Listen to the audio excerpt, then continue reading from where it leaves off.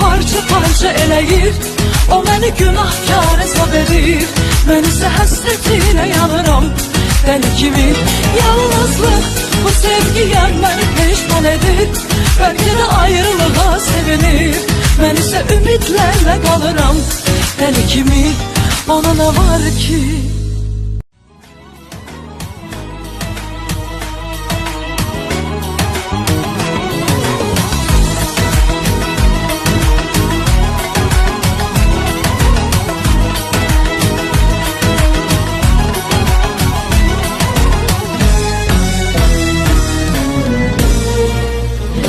Yalnızlıq içimi parça parça eləyir.